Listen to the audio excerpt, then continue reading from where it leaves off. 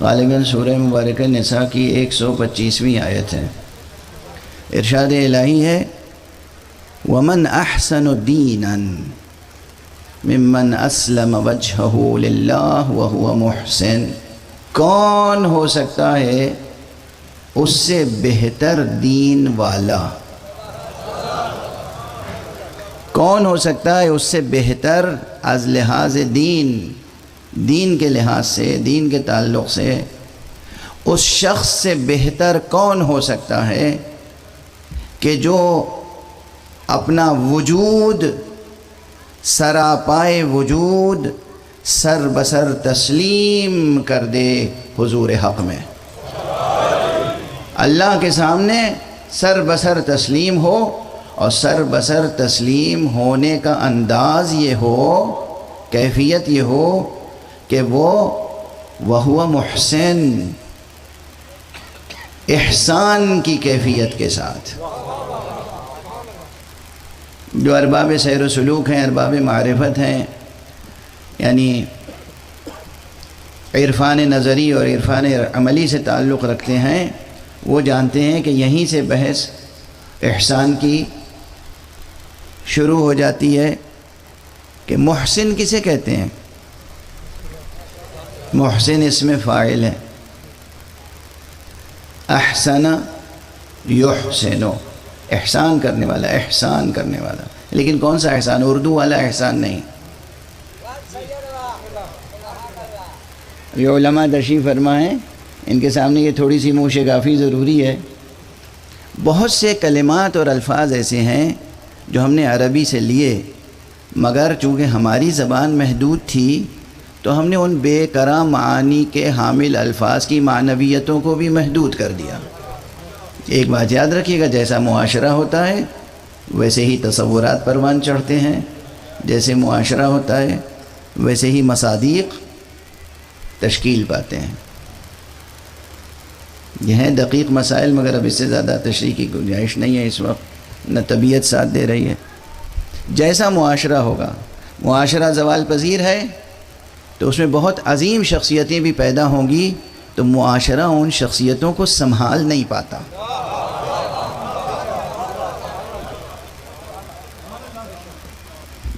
معاشرہ اگر زوال آمادہ ہے، زوال پذیر ہے، تو معاشرہ بڑے تصورات کی قدر دانی نہیں کر پاتا، بڑے مصادیق تخلیق نہیں کر پاتا۔ اس لیے ضرورت ہے کہ معاشرے کا جمود ٹوٹے۔ زندگی اور جمود دو متضاد چیزیں ہیں۔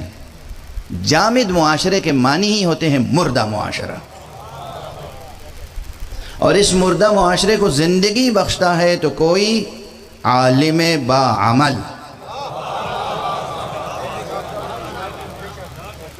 اسے لکھ لیجئے، لوح قلب پہ لکھ لیجئے، لوح ذہن پہ لکھ لیجئے۔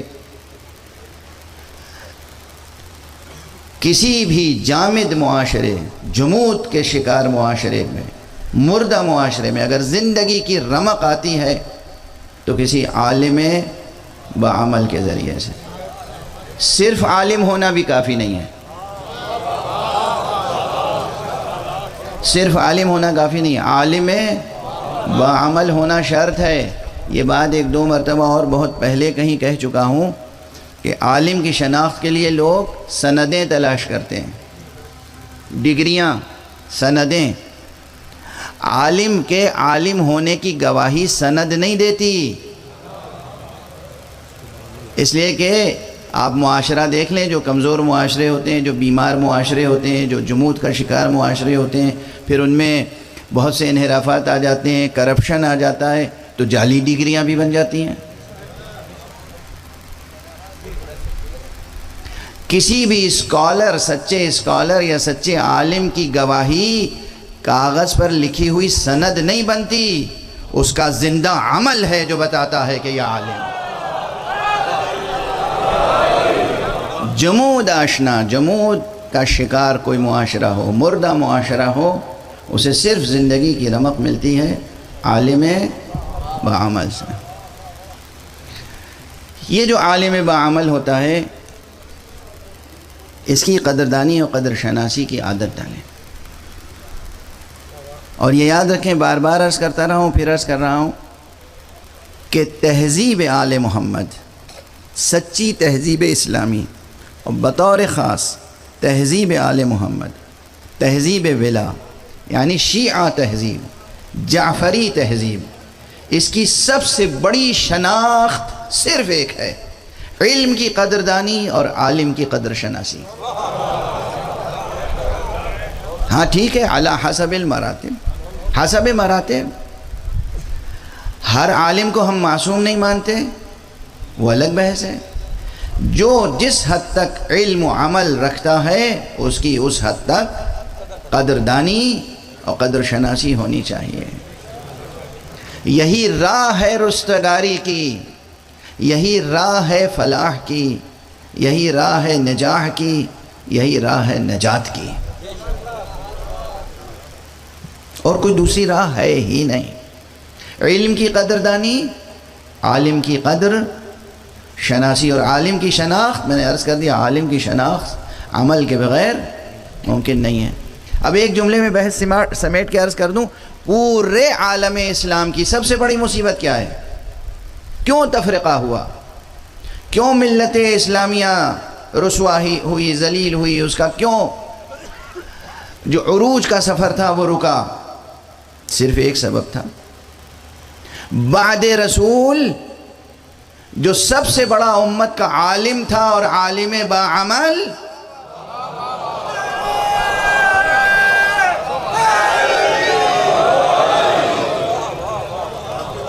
اس سے امت منحرف ہو گئی۔ تمام مشکلات اور مصائب کا سبب صرف ایک ہے، شہر علم کے بعد باب علم سے انحراف مصیبت۔ تو بھئی امت نے انحراف کر لیا، ہمیں آپ کو کیا کرنا چاہیے؟ صرف جب غیروں پہ طنز ہو یا اعتراض ہو تو واہ واہ سبحان اللہ اور نعرہ بلند ہو جائے، اور جب اپنا کردار دیکھیں۔ آج مولا علی علیہ السلام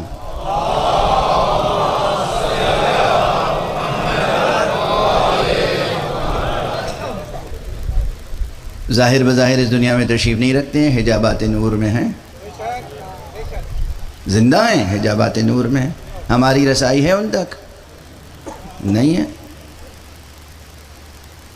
بے شک وہ صاحب منبر سلونی تھے، مگر اور قیامت تک ان کا نعرہ سلونی گونجتا رہے گا فضا میں۔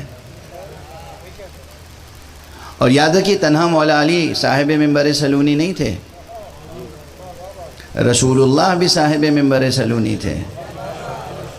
وہ تو اصل تھے، رسول ہی تو وہ تھے جنہوں نے منبر بنایا ہے، منبر نصب کیا ہے، اس امت کو منبر عطا کیا ہے۔ یاد رکھیے ہماری بنیادی تہذیبی ثقافتی علامتوں میں سے ایک بڑی علامت ہے منبر۔ تخت ہماری نشانی نہیں ہے، منبر ہے ہماری نشانی۔ محمد بلند تر صلوات